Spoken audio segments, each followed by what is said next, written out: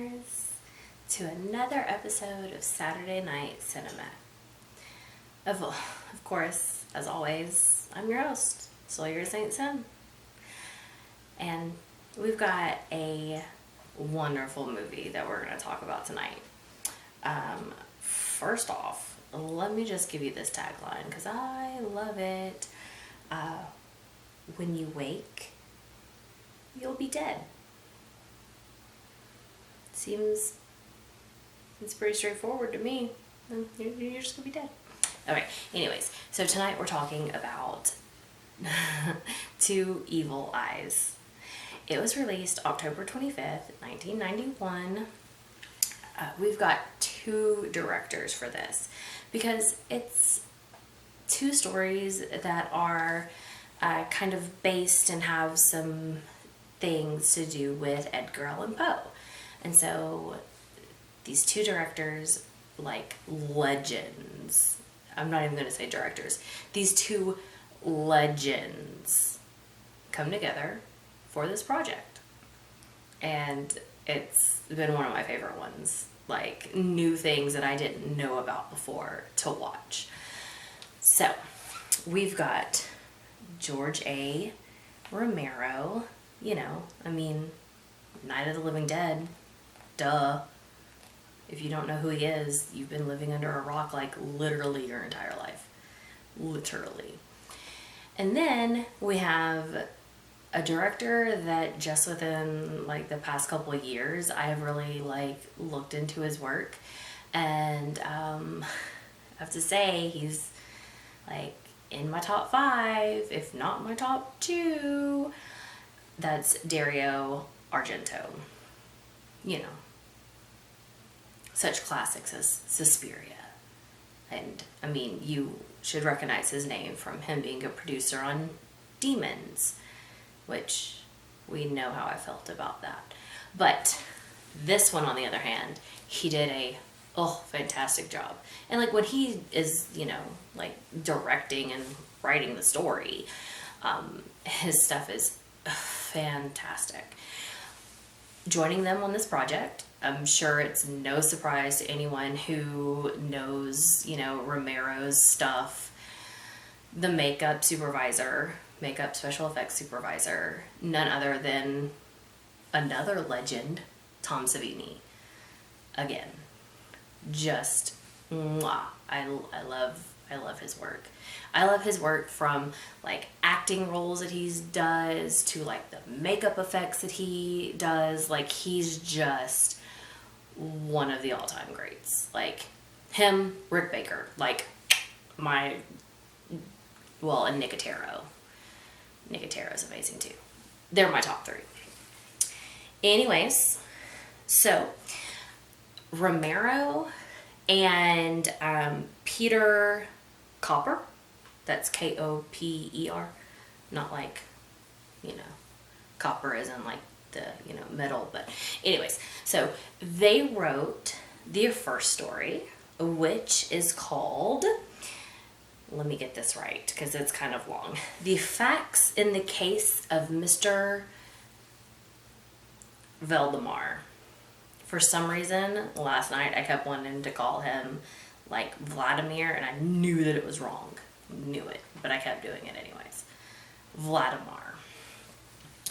So, let's run through the cast first on that one, and then we'll get to the second story. So, our cast in this is horror movie legend Adrienne Barbeau, and she plays Miss Jessica Vladimir, who is pretty much a gold digger wife. That's what she is. A spade is a spade, right? Then we have Remy Zadeh, and he plays Robert Hoffman. And he's the doctor that's looking after, Mr. Ernest. Mr. Ernest Vladimir. He's played by, and guys, I'm going to try not to laugh when I say this, just because I think this name is just it's so good, and the way it just comes together, it's so great.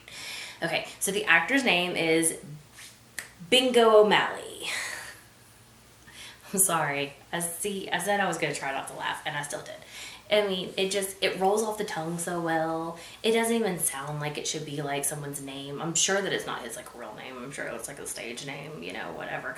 But like, it's just Bingo O'Malley. Like, it sounds just like some kind of like, I don't know, like Irish, like, you know, gangster situation. Were there Irish gangsters? Anyways, guys, I get off topic so much. And then we have E.G. Marshall, and he plays the lawyer, Mr. Pike.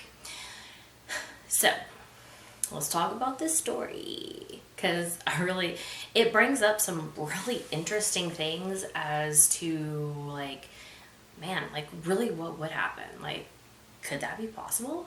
Who knows? The mind is such a crazy thing that we probably, you know, still will discover many things about the human brain, like, even after I'm dead. So, we see Miss Jessica is going to the lawyer to deliver him some papers.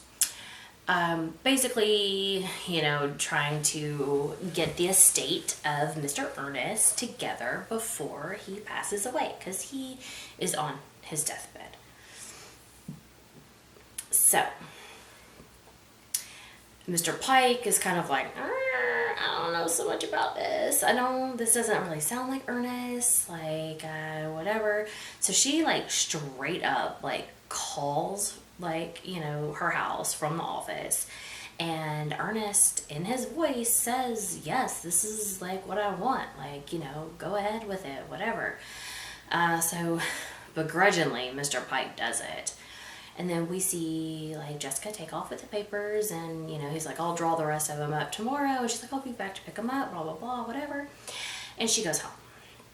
So, when she goes home, you know, she immediately starts to fix her drink. And then we see that Dr. Robert has already fixed her wine. So she goes upstairs, and it turns out that her husband has been hypnotized, and it's a way to kind of like help him like deal with the pain.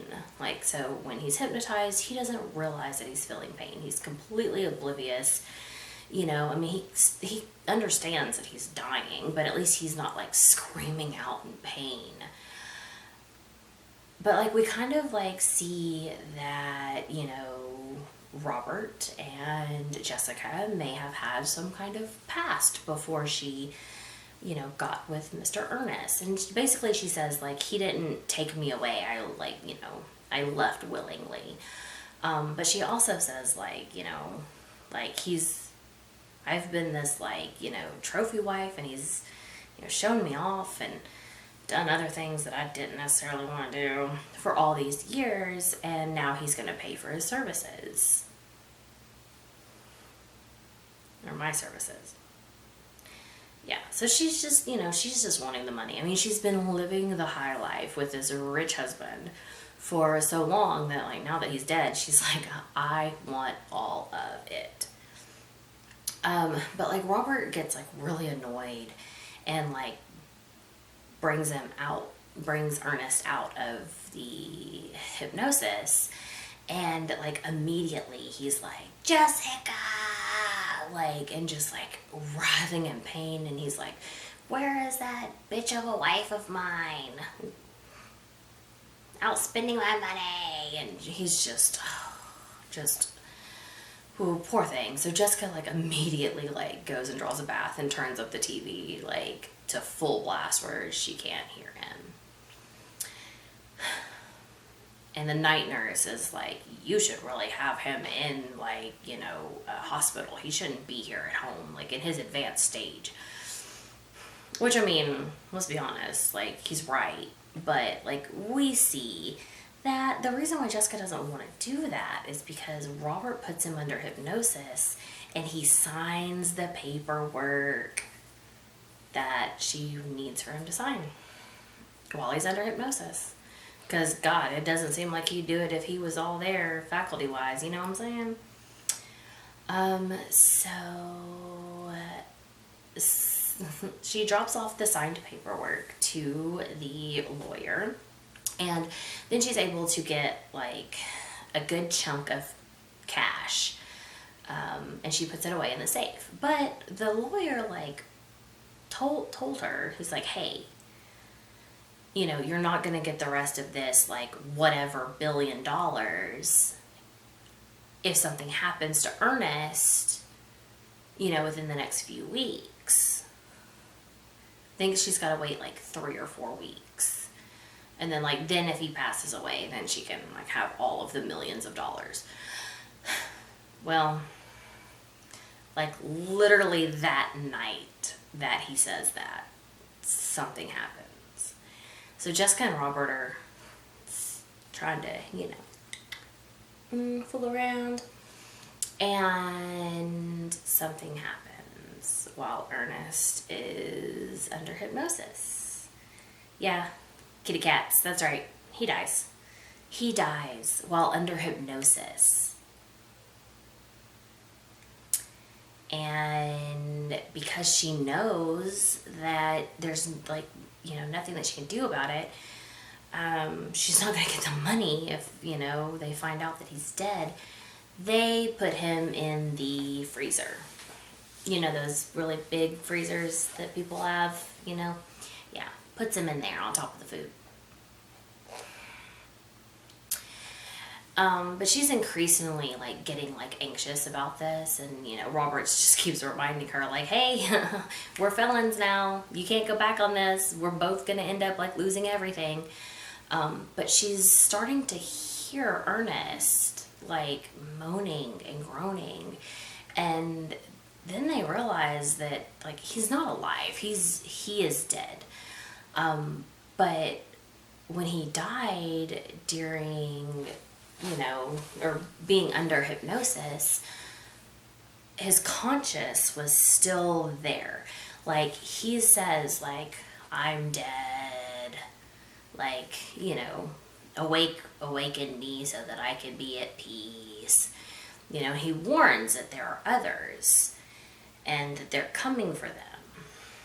So with this going on, Jessica's getting increasingly like freaked out, and she's like, we're gonna have to bury him in the backyard. And then like she freaks out completely one night and like shoots him twice in the head while he's still laying in the freezer. And I'm like, oh, you can't just like turn in a body with 2 bullet wounds in his head and say, oh, it was natural causes. Hey. So she has Robert dig a grave in the backyard. They're just going to throw him in there, and they're going to pay off some people to, well, I mean, Robert can write the death certificate. He's a doctor. He can sign off on it, and he's within his care. But as far as like the funeral and everything goes, she was like, we'll just pay someone off in the town that he was born in and bury him there. And she's, you know, got a plan. But before they can get him in the ground, he's out of the freezer and he's coming for Jessica. She shoots him a couple more times and he doesn't go down at all. So a struggle ensues on the balcony, and then you hear a gunshot, and we don't see what happens. Like, we hear the gunshot from Robert's point of view, and he's outside, you know, digging the grave. So he runs in, and Jessica has been shot in the head and has fallen off the balcony from Mr. George. So, of course, Robert is like, you know, Robert awakens Ernest, and Ernest tells him, like, it's too late. That the others, like, you know, are coming. So, yeah, it's too late. Guys. So Ernest's body, like when he finally, like when, you know, the hypnosis is risen from the doctor, he collapses, and the police go there, they find everything, and they're like so confused because, you know, it looks like, you know, she like, you know, killed him because there's like blood everywhere from, you know, being shot. But also they're like, man, he's been dead for weeks, which he has, because she was able to get the, you know, the rest of the billions, which is funny. And then like Robert solved the case. So before he left the house, he like got in the safe, got the money, and he's out. Well, back at Robert's place, so see, sometimes he likes to do self-hypnosis with, you know, the metronome that he uses. And but the problem with that is if you do self-hypnosis, you know, sometimes it's hard for you to wake up. So while he's under self-hypnosis, the others come, and they're literally just like ghostly figures. They don't have any sort of features to them. They're literally just the outlines of people. But you see one of them pick up the metronome and drive it into his chest. And like the metronome's still doing its thing, the, you know, the talking and ticking and, you know, the noise metronomes make. So the police, you know, end up like there because one of the tenants is like, listen, like we hear this horrible sound, like these moanings, and like it's terrible. Like, so the police show up and they don't see anything, and then they walk into his room and they see money everywhere. And the policeman hears like the metronome, and he looks in the bathroom and he doesn't see anybody. And when he shuts the door, you can see Robert behind him in like the mirror with the metronome still sticking out of his chest and tick and talking. And he moans like, there's no one to wake me. And then he goes after the policeman. So, I mean, seems like Robert's just stuck in a zombie state forever because no one can wake him because he's self-hypnotized. So, like, that begs the question, like, do they have something there? Like, if your conscious is on another, like, plane of being under hypnosis, like, would it be stuck there? Just, like, in limbo? Not really, like, ever being released? Like, that really got me thinking. And I'm still thinking. I'm like, is that possible? I love a good story that makes you think. Now, we talked about, you know, Romero's. Let's talk about Argento's piece in this, shall we? So, Argento did The Black Cat, and he wrote this along with Franco Farini, I think is how you pronounce it. Him and Farini, I think, have done like several like projects together. I think it's one of the people that he likes to work with like the most. But so our cast, I'm only going to give some of our cast, like some of the main like components.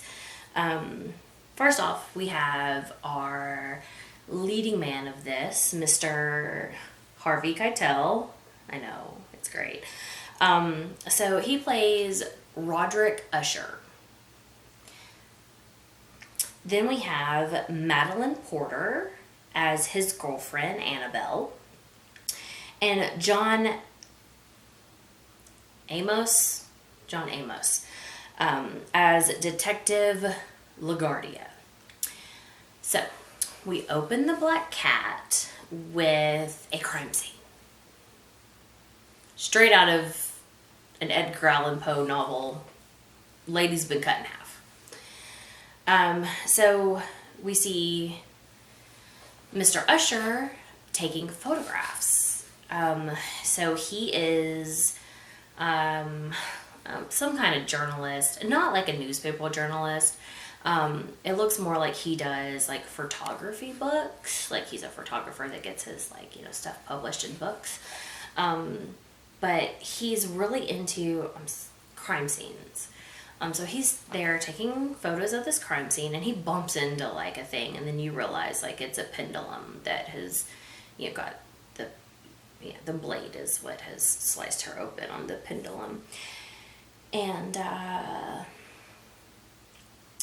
we see him like leave the crime scene, go home to Annabelle, and he is in his dark room at his house, which by the way, like his house like is like 4 stories or something like that.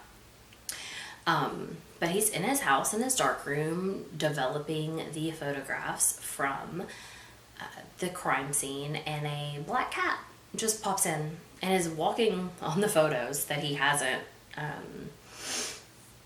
developed yet. And then like he's completely annoyed, and Annabelle comes in and she's like, what are you doing? And like, she just like came, and look, she's got this cute little white spot right here, this little white design, and basically like she's ours. And he seems just annoyed. He's like, get out.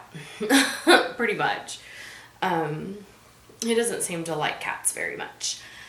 But so he goes to develop the photo that the cat had been on, and you see like paw prints on it. Like 3 little paw prints.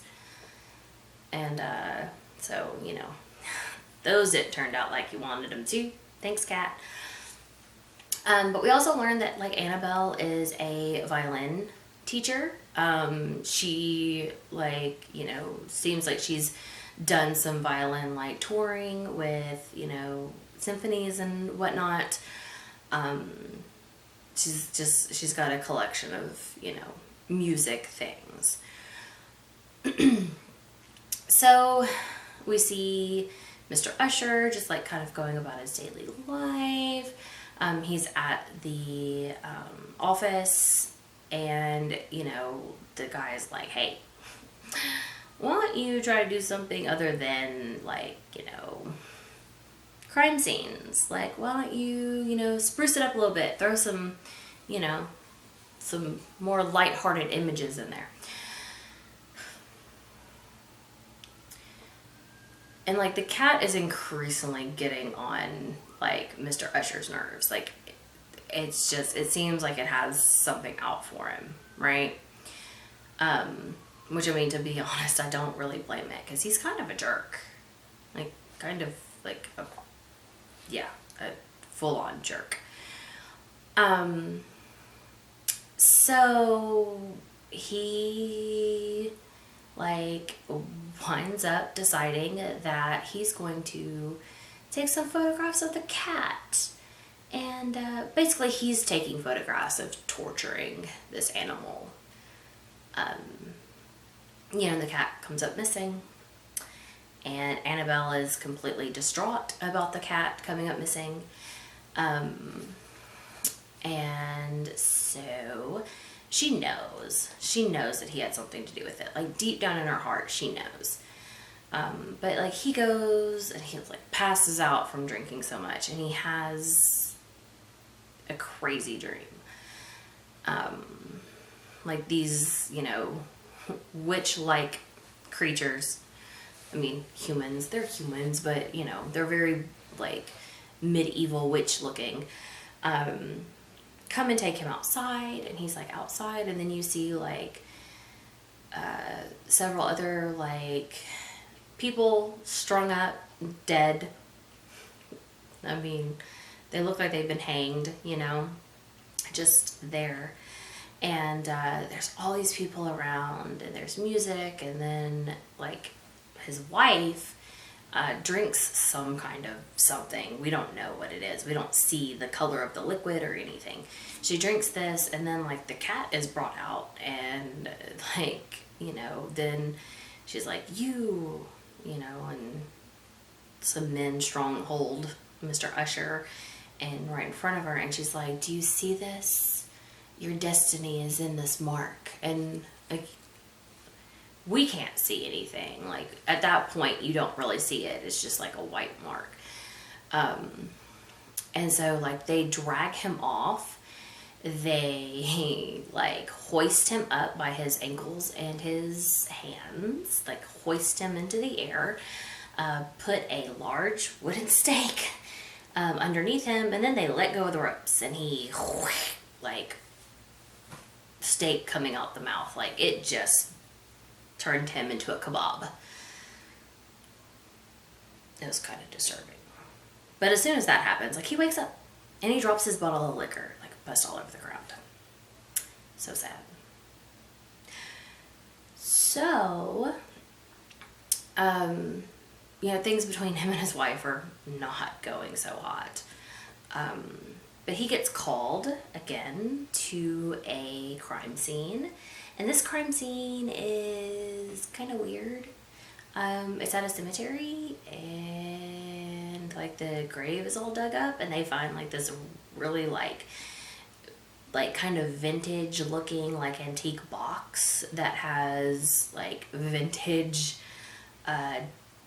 dental instruments in it, along with a whole bunch of teeth.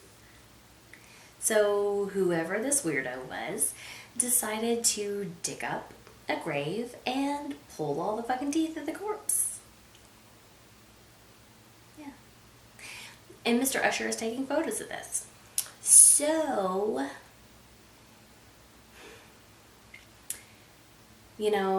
things with him and Annabelle, like I said, are not going great. Not going great at all. So he's at the local bar, and he meets a bartender named Eleanor, and then all of a sudden the cat shows up, and he's like, that looks exactly like my girlfriend's cat.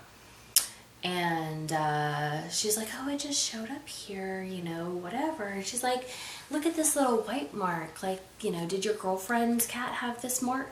And it's just real strange. So, y'all, I'm going through this really fast, but there's just some things that just don't really go with the storyline. But anyways, so he tries to talk the bartender into like letting him have the cat, and she's like, no, or vice versa. She tries to get him to take it. I can't remember. But either way, he does not leave the bar with the cat. But he comes back sometime later, and the cat's in a box, and he grabs it, and he takes it, and oh, Lord. So,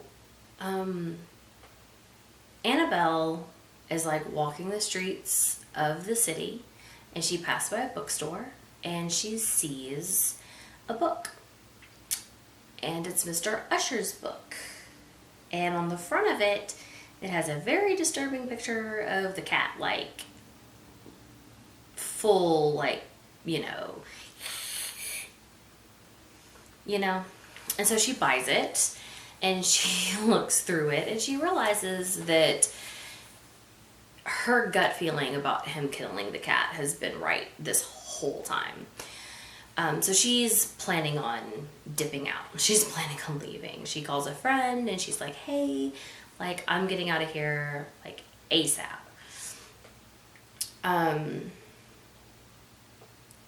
So this is where it starts getting real good. She is in the middle of, like, trying to leave, and she hears him coming home. And so she's like, well, I'm going to try to go, I'm just, like, she hides for a minute, and then she hears him going to his dark room, and she's like, this is the time that I'm going to go. Well, this is the time that he pulls out the cat, and she hears the cat, and she, like, goes in there and, like, knocks him over the head, and, takes the cat off.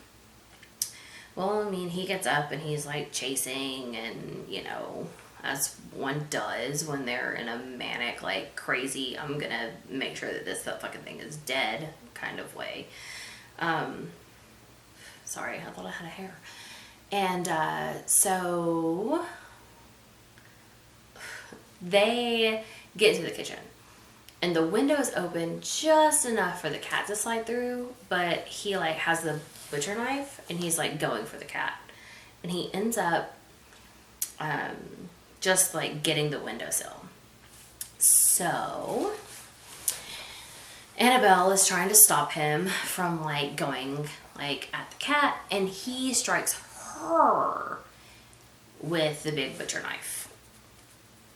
And not only does he strike her, but he is in like full berserker mode and just going in on her with this knife. And so he realizes what he's done, and he drags her corpse up to the bathroom, fills up the bathtub, and just like lays her in it. But also at this time, like, the neighbor comes and he's like, hey, can you turn down that music? Some of us are trying to sleep. Funny thing about him saying that they're trying to sleep is that he's in like a full suit and tie. If it's late at night and you're trying to sleep, why would you get fully dressed to the nines to go tell your neighbor to shut up? I don't know. So, anyways, Mr. Usher, like, shoos him away. He's like, whatever, like, you know, gone.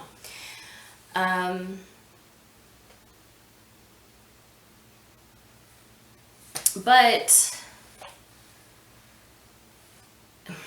what Mr. Usher does next is, you know, kind of reminiscent of the Telltale Heart, if you guys know that story.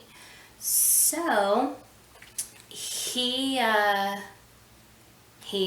strings her up to like he's got like this area of like a bunch of coat hangers, strings her up like hands and hair to this thing, and also the dead cat is put in there, and he seals it up.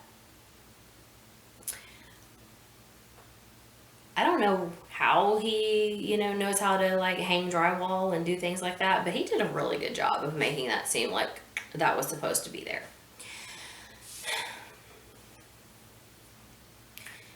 So, to kind of throw off suspicion that anything is going on, he says, oh yeah, we're leaving to go on a trip. Like, he tells her students, like, oh no, there's not going to be any lessons today, like, we're getting ready for our trip. And he tells the neighbors, like, hey, we're going on this trip. And he even passes by the neighbors and, like, has, like, this, like, crazy, like, string thing, you know. So he goes out to their house that they have on the sea, like, shore, for, like, a week and just kind of, like, lays low. But when he gets back, like, the cat's there again. And actually, like, the little white spot, like, just has, like, what looks to be, like, a hangman's noose, right? In the white spot. So that's his destiny, is the hangman's noose.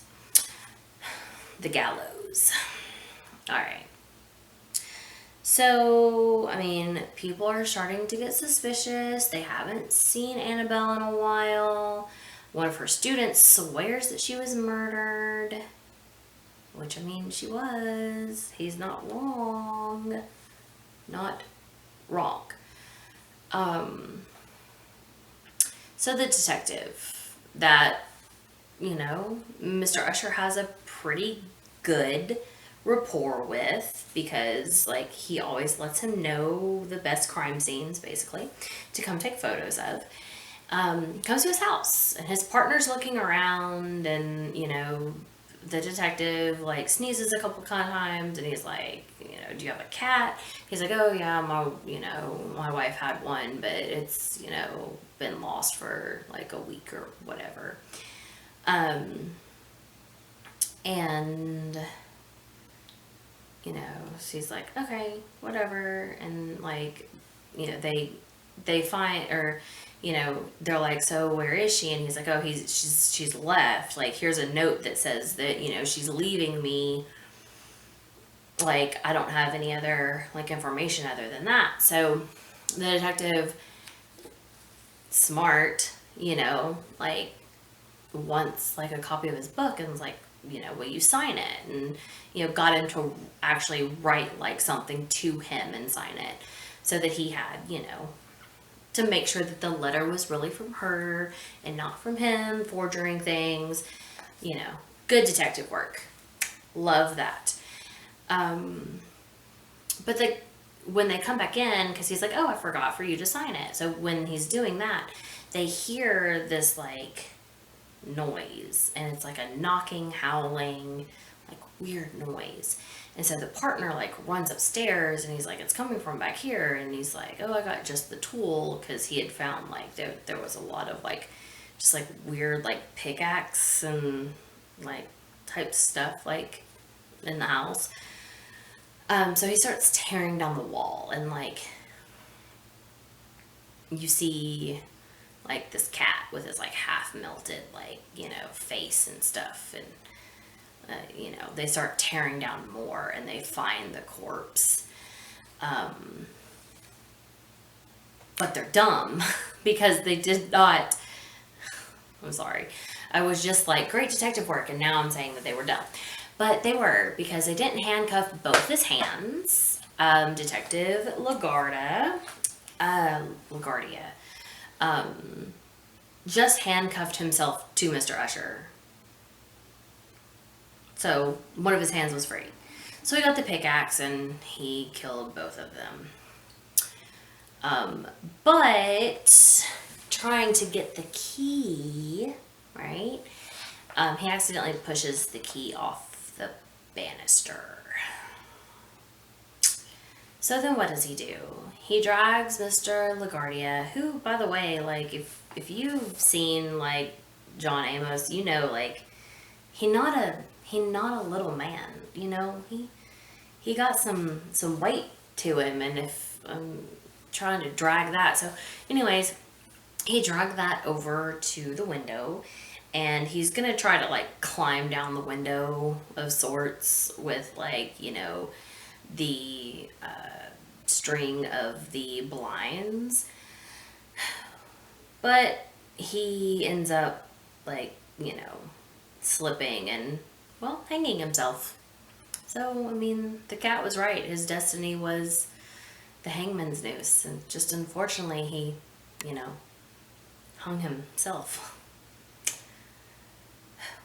Oh, I forgot the best part of this.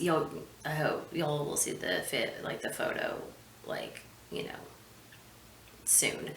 But at one point, when the cat's in there, because, cats have 9 lives. Hello. There is a scene that is like straight out of The Shining, right? But instead of Jack Nicholson, it's the cat. Like, the cat is, like, pawed its way out of the drywall, and it's just, like, coming through the drywall, like, what's up? So, that was probably, like, the best scene, like, in everything.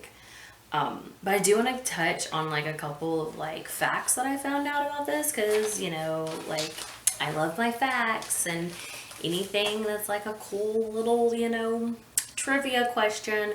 Anyways, so like, first, you've heard me say like some things in The Black Cat that might strike you as like, oh, well, that's for sure Poe. Like, that's Edgar Allan Poe.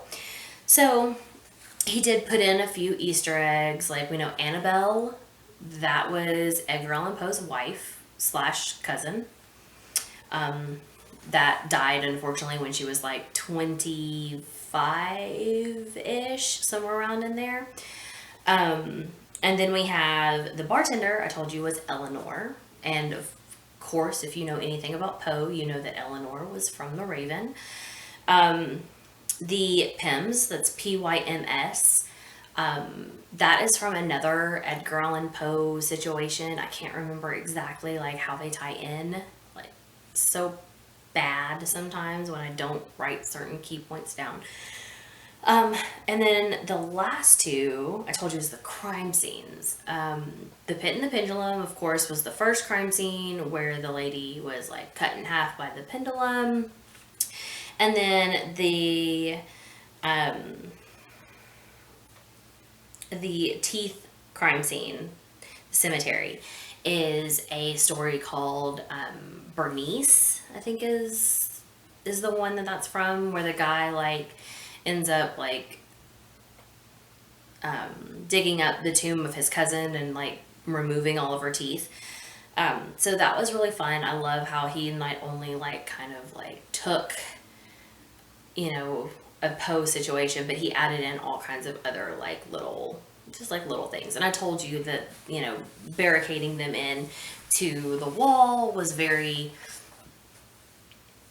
reminiscent of like the Telltale Heart type situation, where like because the cat was constantly like making noise and doing other things, and so, you know, that's just like, you know, the heart under the floorboard situation. And then also like Mr. Usher, Mr. Roderick Usher, I mean, the fall of the House of Usher, I mean, it's literally named after, you know, a story. So that was really cool too. I I like that Argento decided to throw in some fun things there. And the last little thing that I have is that Argento originally wanted this to be 4 directors, 4 like legendary powerhouse directors. So the other 2 that he wanted to be in a collaboration with this, because what he kind of wanted is he didn't want it to be like one director do one story and another director do another. He wanted more of like a collaboration, you know, situation. But the other 2 were big names, still big names. Carpenter and Craven. Yeah, he wanted Wes Craven and John Carpenter to be a part of it, and they had originally agreed, and then for some reason, like towards the beginning of the like before the project was going to start, they backed out, which is unfortunate because I could only imagine what the 4 of them together could come up with in one movie.